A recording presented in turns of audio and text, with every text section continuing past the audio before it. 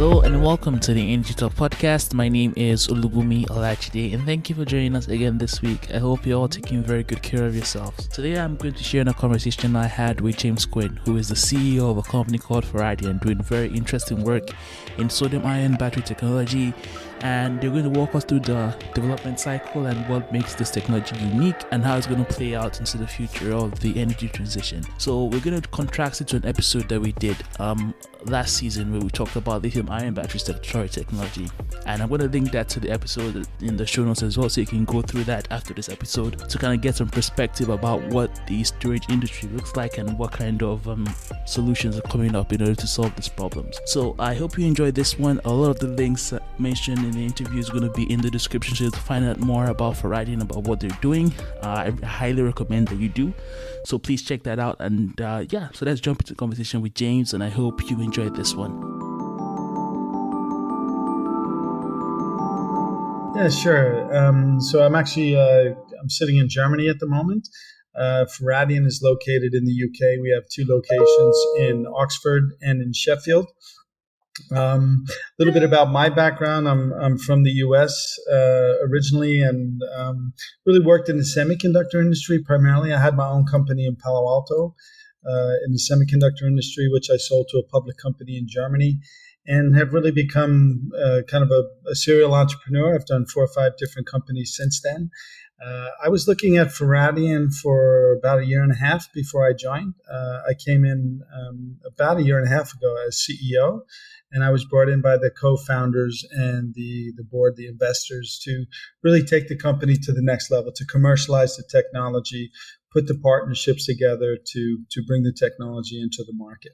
Before we even talk about Ferrari and what drew you to the company in the first place? What was the appeal? Well, I think I've always, I'm looking for technology. I've kind of also with my daughter now, she's moved on to university and she's really focused on studying ecology and the environment. And I've been in semiconductor industry and medical industry and was looking to do something that was a more sustainable technology, but still a technology that we can leverage. And I saw Ferradian, and I thought that was quite interesting because the sustainability of the technology is something that really resonated for myself and something that I could, share with my children and think about the future going forward.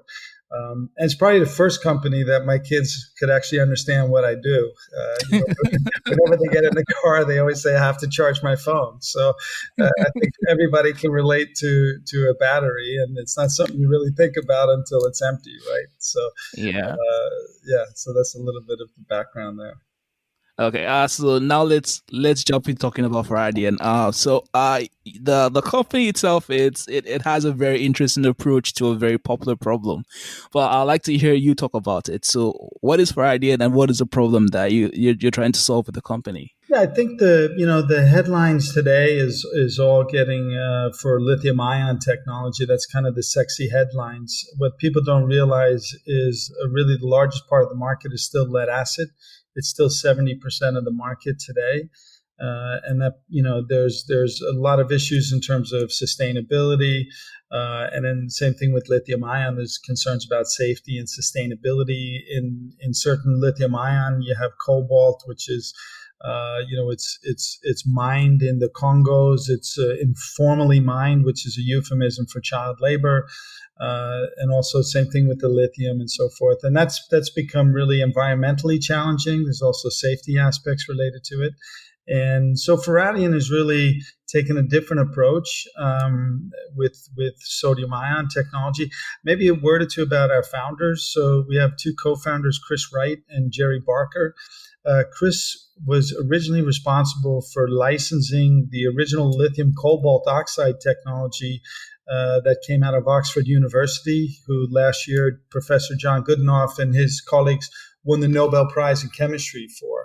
And Chris was responsible for licensing that technology into the market. And probably the most famous one is Sony. And this is the first use of lithium-ion technology in the Sony camcorder, which is now used in your laptops and your phones today. It's widely used. And Jerry Barker is probably one of the most prolific inventors of battery chemistry. He developed a lot of lithium iron phosphate technology, and they saw a massive opportunity with sodium ion. They really saw that this is a technology that can become more sustainable. It can become lower cost. It was highly differentiated, but not disruptive in the sense that it can be manufactured on the exact same infrastructure as lithium-ion batteries, which is what we do today. And they really saw this as a massive opportunity also in terms of the IP landscape. It's a very convoluted space in terms of IP and cross-licensing and so forth in lithium-ion. It's very difficult to develop a lot of new IP in lithium-ion today, whereas sodium-ion was really a white space. And Faradian has really carved up really a minefield around sodium-ion technology. Not just in terms of process and know-how, which of course we have, but also in terms of what we call state of matter IP, which is where you can essentially open up the cell and see if somebody violates the IP. So I think this was a little bit of the background, and so it takes about 10 years or so to really develop a new battery chemistry and commercialize that technology. We're coming up, I guess, about 9 years now in developing it, and now we're just bringing that technology to the market today. That's actually very interesting, James, because we actually had an episode in the past talking about energy storage, but we focused obviously a lot on lithium. And I guess that if many of the listeners are listening to this episode right now, when they hear about battery storage technology or batteries in general, they immediately go to lithium-ion batteries because it's the more popular technology at this point. So when we had the episode, we talked a lot about lithium extraction and the exhaustive process that goes into it and the challenges that lithium faces and just how difficult it is to actually get lithium out of the ground. And obviously, since it's something that you have to extract, you have to worry about the mining conditions and everything that has to go into getting it out as a physical resource. So I'm curious right now, how does sodium ion batteries really differ from lithium? Because lithium has lots of widespread applications that people are familiar with. I think most notably right now are EVs and obviously our phones and our laptops. So what sets them apart and what are the similarities they have between each other? Yeah, so I think if you look at our sodium ion technology in particular, we use no cobalt, we use no lithium, we use no graphite, we use no copper. So that's very important to us for a couple of reasons. One is it's lower cost because it doesn't use these expensive raw materials. But as you well noted, the energy used to manufacture lithium ion cells is very consuming. Whereas sodium ion is the sixth most abundant element on the planet. It's virtually unlimited. It's sodium chloride, pretty much like table salt that you would find. It can be harvested. It's in the ocean. It's in the ground. And it's not dependent on China. I think one of the lessons that we've learned with Chris licensing the original technology for lithium cobalt oxide is that technology was, by the time it was invented to the time the first products came into the market, was a long time between the IP and the commercialization. And what happened was when it came into the market, it very quickly, the patent barriers fell, competition came into the market, prices came down, China entered the market with an end-to-end strategy. And why is this important? So China built the factories to manufacture lithium-ion cells. They incentivized the consumers to fill the factories, and they put an end-to-end strategy together in terms of controlling the material and the supply chain. And why is that important? Because 80% of the cost of a cell is the materials. So whether you manufacture in China or in Europe or India or anywhere else, the materials is 80% of the cost of that cell. So if you look at with lithium ion technology today, China has 72% of the cobalt reserves worldwide. They have 65% of the world graphite supply. They have 30 times the lithium reserves compared to the U.S. They control 72% of the cobalt refinement and have about 75 to 80% of the world manufacturing capacity today. So I think if you're looking to develop energy security to be able to manufacture technology, you're really still dependent on China. Whether you manufacture it in Europe or Australia or India or somewhere else, you're still dependent on that supply chain. I think the other advantage with sodium ion technology, especially in energy storage or in general, is sodium ion. We use a hard carbon anode, whereas in lithium you use a graphite anode. That enables us to use a broader selection of electrolyte material. So we're able to use a very low volatility, high flash point electrolyte. So it's a thermally safer electrolyte material. Because we have both electrodes are aluminum and we don't use any copper, it enables us to have a safer technology. It enables us to also essentially have a fully formed battery, discharge it down to 0 volts. We can short it, and then we can safely transport it. You cannot do this with lithium ion technology, and we have a patent on it. You cannot do that with any other sodium ion technology. It's the only technology where you can actually discharge it and short the technology so it can be shipped on a plane under less onerous conditions. So it's like shipping a bag of electrolyte instead of a battery with a state of charge. And it enables us to, from a safety and a maintenance and an installation standpoint, you can discharge it down to 0 volts and then charge it back up again. So you're at your house, you want to go on vacation, or there's a fire and you have to evacuate, you can discharge your power wall down to 0 volts and safely exit, and then you can power it back up again when it's safe to do so. So that's a unique feature of sodium ion technology. And we've seen in Queensland, for example, in Australia, the fire department there has said that there's basically been a lithium battery fire nearly every week. It's quite a common situation. And with sodium ion, it ends up becoming a much safer technology, especially if it's something you're having into your home. There are a few points you brought up that I want to go a bit deeper on, but I guess the first one is when you brought up the timeline between research and development and actually bringing a product to market. Is it going to be the same situation with lithium ion batteries, or how is it different for sodium in this case? Because we use the exact same manufacturing infrastructure, and a lot of our founders have a lot of experience with lithium ion. We stand on the shoulders of that, and so our development curve is much steeper. It goes much faster than what you've seen over lithium ion technology, because that's been over decades. So we're moving quite fast in terms of energy density, in terms of cycle life, and in terms of those things. And the technology still has legs because it's still relatively new. Yeah, and I'm curious how close is that technology to applications right now?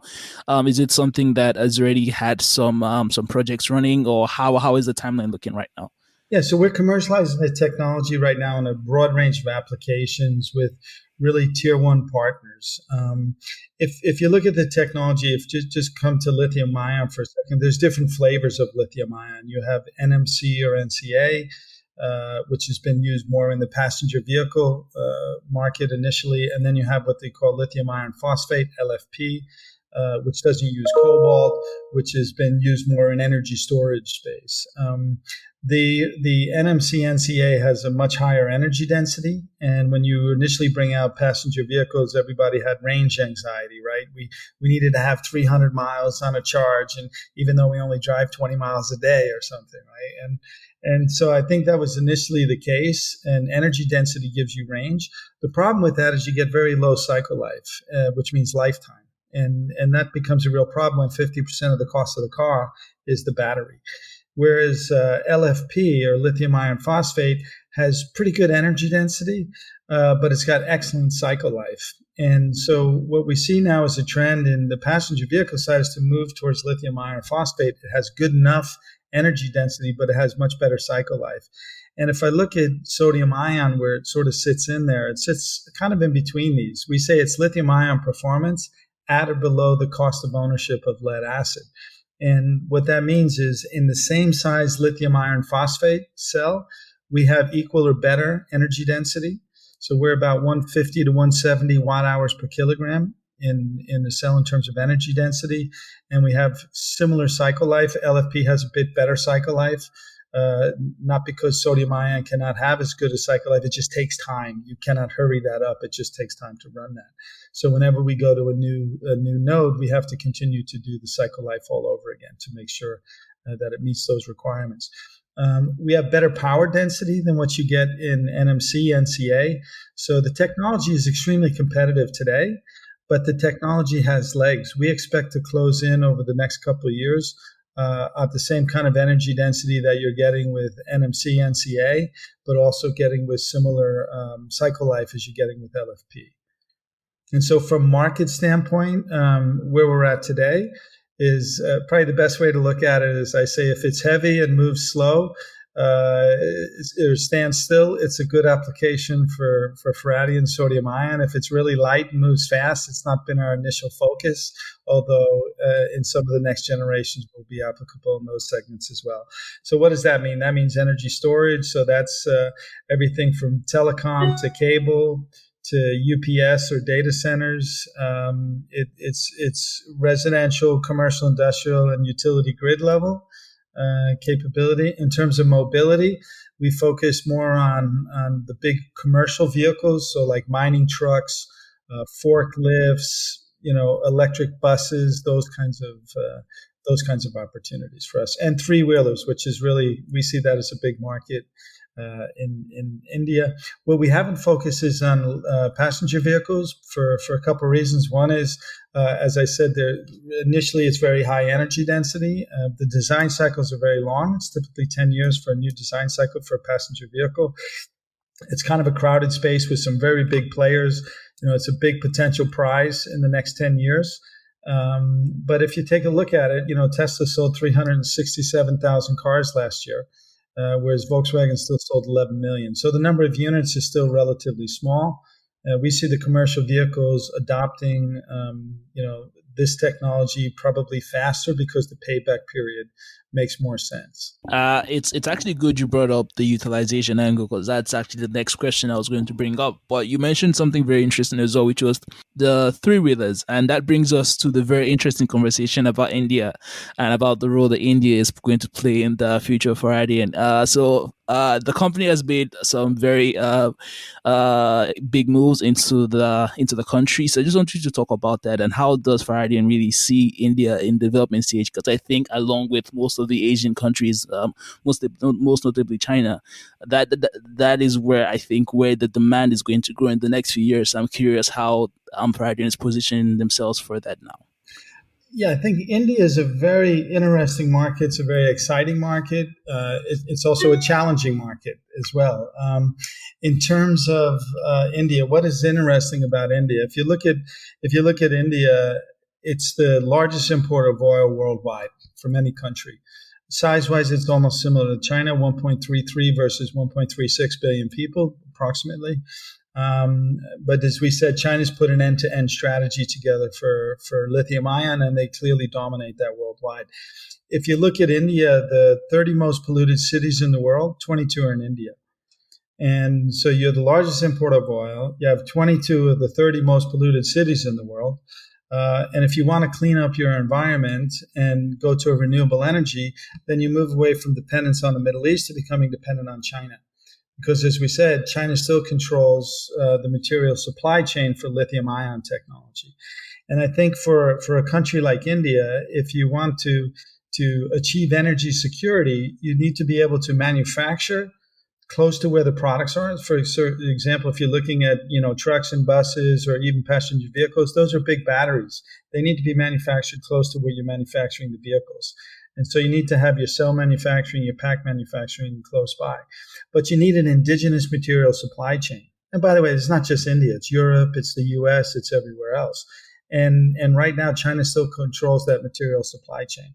So sodium ion gives India and Europe or the US or Australia, for that matter, the opportunity to manufacture the next generation beyond lithium technology, so a more sustainable technology, a safer technology, a lower cost technology, but can also have an indigenous supply chain. So the material can be sourced outside of the Chinese supply chain. India has been very big right now in focus on made in India. There's been a lot of push from the government in that. There's tariffs on materials that's coming in from China. I think there's a big political issue between India and China. It's not just India. It's also with the UK. It's the US. It's in general right now. And I think it's an opportunity to achieve energy security. So go beyond lithium. And energy security means your national security, it's your economic security, and it's your environmental security. And we've had a huge interest in a broad range of markets from really major potential partners in India that we're working with to try to bring this technology there. What's also quite interesting is because we manufacture our technology on the same lines as lithium-ion, is as a company that needs to meet their existing lithium-ion needs, can build that cell manufacturing capacity, manufacture lithium-ion, at the same time start to scale up sodium-ion technology and be able to increase that capacity as the technology comes further into the market, and then eventually break away from dependence on external supply chain.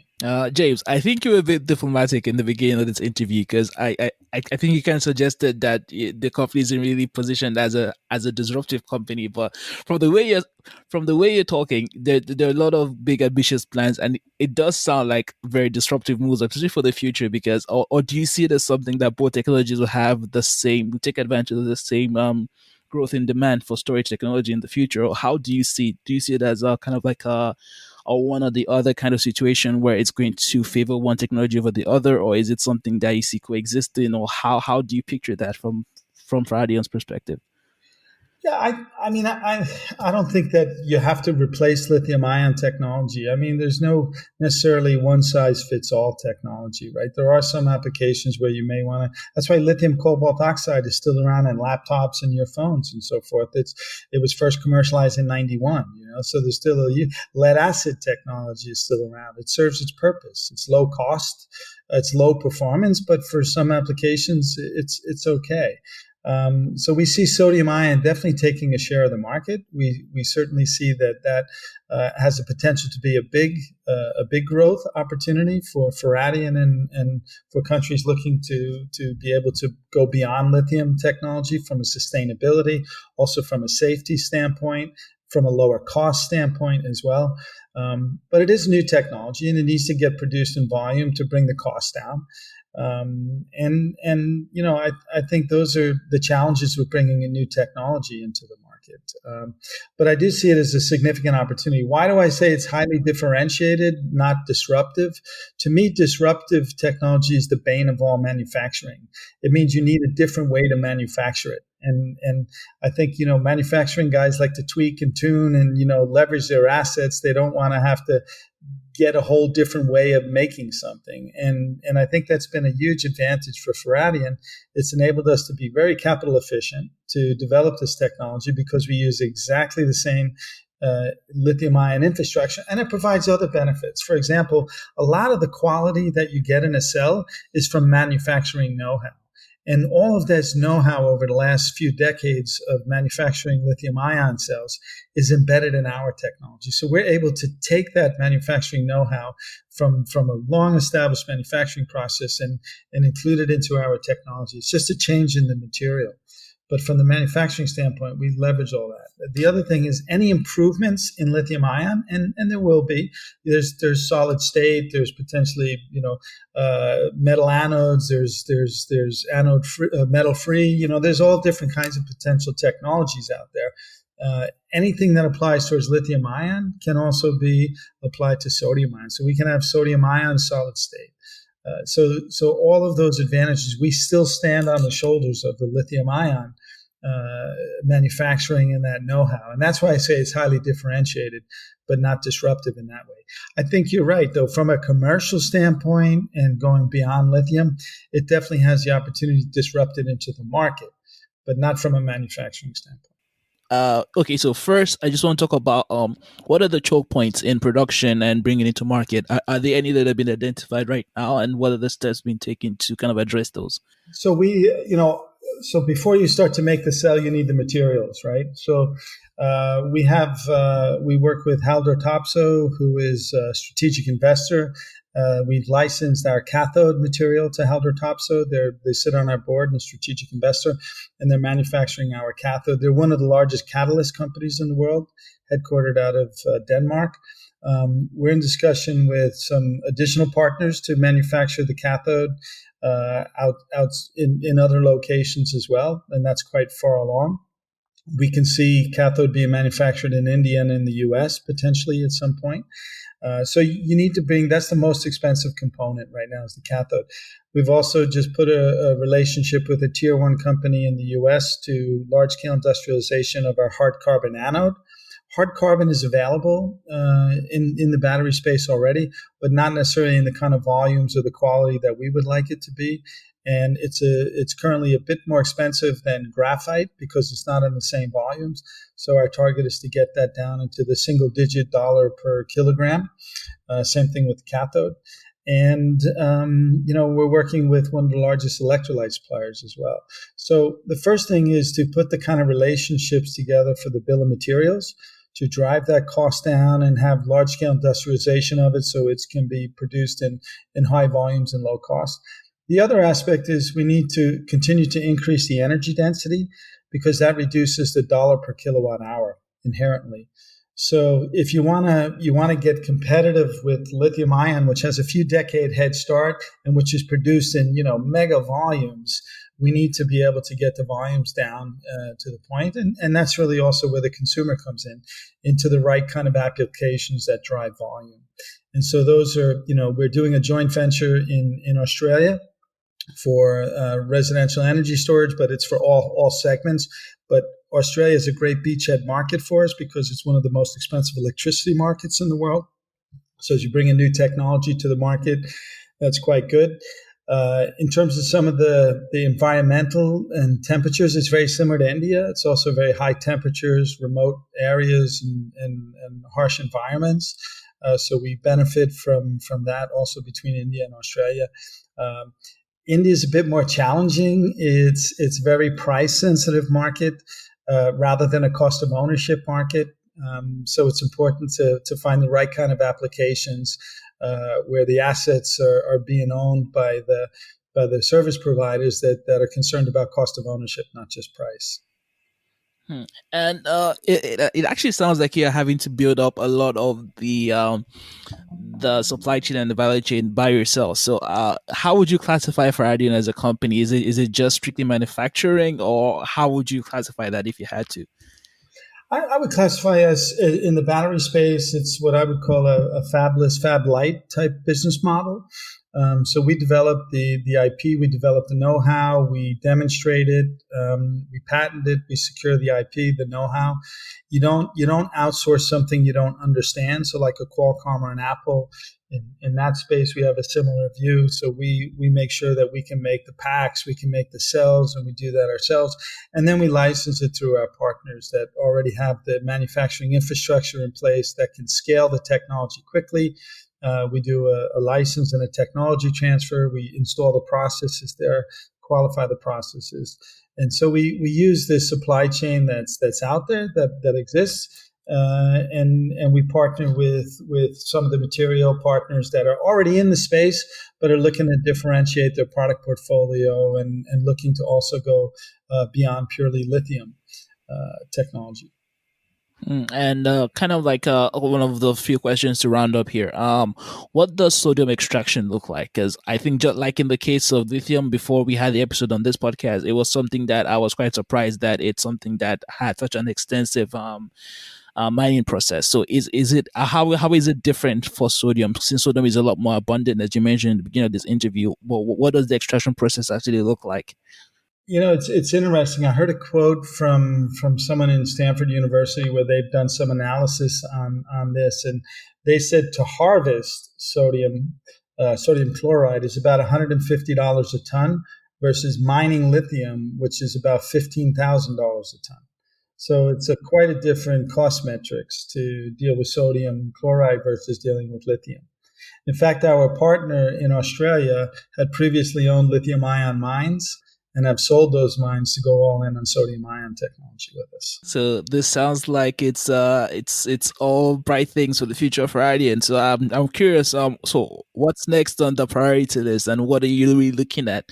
What international developments do you think can affect and help or hamper the growth of the company? And what are the next few ascension points for you as CEO? Yeah, I think we've been very capital efficient up to this point because mostly we've been developing the technology, securing the IP. For the first number of years, we were in sort of stealth mode and really securing the IP, and then demonstrating the technology, getting it to the point where we can start to apply it to particular applications. And we've done that. We've been very headcount efficient as well. So now that we're really only going out to the market since this year. As they say, these are the best of times and the worst of times right now. And, in terms of the best of times, we have a phenomenal interest from the market, really from all segments, from tier one companies, from major telecom companies, well-known household names, to oil companies, to all in Australia and the U.S. and Europe and India. I mean, really from all over. So that part's great. It's been more challenging to raise capital in this market. All of a sudden there's a lot of uncertainty in the financial markets. Oil companies have been reporting losses, and so that part's been a bit more challenging. Where we are raising a Series B round right now, so that's something that's coming together now.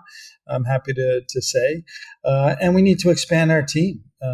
We don't have a deep bench in terms of resources, and it's certainly something that we're going to need to really grow the team as well. What I've seen when I first came into Faradion and was, getting to meet everybody, they all seem to have worked together or for each other or with each other at one place or another. And it seems that in the UK, at least, a lot of people have just changed jobs and gone up in salary compensation, but we haven't added more talent and skills. And I think, that a lot of that know-how is really residing in China, and we need to build more know-how in India, in the US, in Europe, in terms of battery knowledge and expertise. It may seem like a old industrial company, batteries, but it's very much, I think it's a very sexy technology right now, and I think it's a great space to be in. So we need people with chemistry backgrounds. They could be from pharmaceutical industry. They can be from the printing industry. They can be from, the different industries that are dealing with these kinds of chemistries and process know-how, and like myself, coming from the semiconductor industry as well. So I think our challenge is to continue to raise the capital. Try not to make any big mistakes or fatal errors, of course, and try to maintain your freedom to operate in the market in terms of your IP and your know-how and the kind of deals you put together.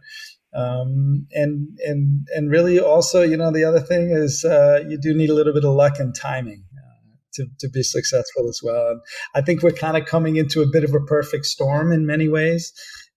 This COVID situation has really woken people up to, seeing blue skies and maybe the Himalayas in northern parts of India where they've never seen them for decades. And, the rivers have gotten clean and the skies have gotten quiet. And I think we see what's potential now in terms of the environment and the sustainability.